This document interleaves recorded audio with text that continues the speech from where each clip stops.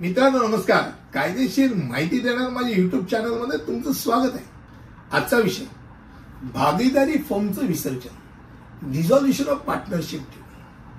आता बऱ्याच वेळेला अनेक गोष्टींकरता भागीदारी 2 माणसं, 3 माणसं, 7 माणसं, 9 माणसं जी काही लोक एकत्र आली असतात त्यांच्यामध्ये भागीदारी होते आणि भागीदारी त्या फर्मचं जेव्हा विसर्जन होतं म्हणजे डिझॉल्युशन होतं म्हणजे नक्की काय होतं हा आजचा विषय.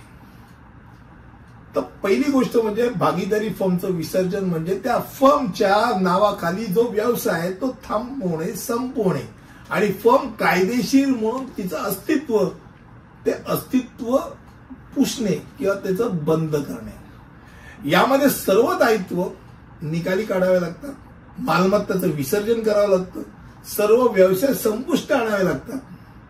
दुसरीकडे भागीदारी विसर्जन केल्याने केवळ भागीदारांमधील करार संपुष्टात येत नाही, उर्वरित भागीदारांनी इच्छा व्यक्त केली तर फर्म नवीन भागीदारी करारानुसार पण सुरू ठेवता येते.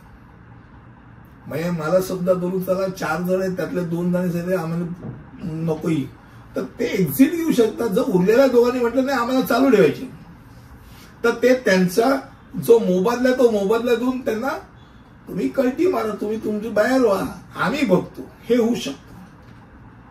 भागीदारी फर्मचं मात्र लोकांनी काहीच कोणी जबाबदारी घ्यायची नाही, चला आम्ही सगळेच बाहेर पडतोय. तर अशा वेळेला भागीदारी फर्मचं विसर्जन म्हणजेच व्यवसायाचं अंतःकरण. फर्म कायदेशीर अस्तित्व म्हणून राहत नाही आणि तिच्या नावाखाली पुढे कोणी इतर एकटा व्यक्ती व्यवसाय करू शकत नाही. त्याच्या दायित्वाचं विसर्जन करण्याकरता मालमत्ता जी आहे ती मालमत्ता निकालात काढावी लागते, विकावी लागते आणि सर्व कर्ज आणि दायित्व फेडावी लागतात. खात्यांचं अंतिमकरण करावं लागतं. जे अकाउंट्स ते सगळे बंद करावे लागतात. अकाउंट्स मधले पैसे काढून जे भाग थकीत आहेत ते सगळ्या थकीत लोकांना देऊन टाकावं, ऋण ठेवायचं नाही, सगळं काढून टाकावं लागतं. आणि हे सगळं केल्यानंतर नफा आणि तोटाचं वाटप केलं जातं. म्हणजे ज्या ठिकाणी नफा आहे त्या ठिकाणी त्या भागीदारी फर्म मध्ये दिलं असतं की विसर्जनाच्या वेळेला जो नफा येईल किंवा तोटा येईल तो कशा पर्सेंटेज मध्ये वाटलं जाईल. त्या पर्सेंटेजनुसार नफा असेल तर पैसे वाटले जातील, तोटा असेल तर तोटा पण वाटून त्या पार्टनरनी तेवढा पैसे फर्म मध्ये टाकून ते ऋण फेडायचे असतात. कायदेशीररित्या त्यात एक औपचारिकता असते,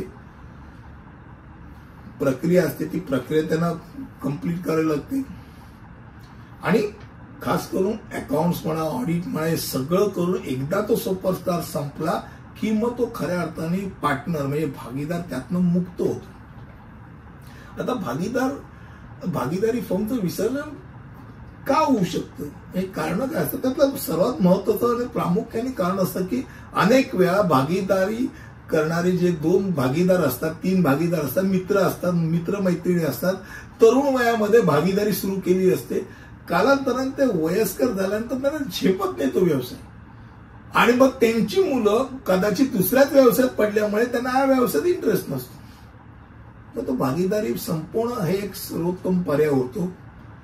किंवा कोणीतरी 4मधल्या 2 जण किंवा 1 जण दिवाळखोरीत निघालं, मग अशा वेळेला त्याची लायबिलिटी पण अंगाशी येऊ शकते. अशा वेळेला ते डिझॉल्व्ह करणं शहाणपणाचं ठरतं किंवा त्याला बाहेर काढणं शहाणपणाचं ठरतं. किंवा प्रमुख जो भागीदार आहे त्या भागीदारी फर्म मध्ये जो मूळ व्यक्ती आहे, जो सगळं चालवत होता तोच वारला, तर मग काय चालवण्यात आलं तर फर्म विसर्जित केलं जातं.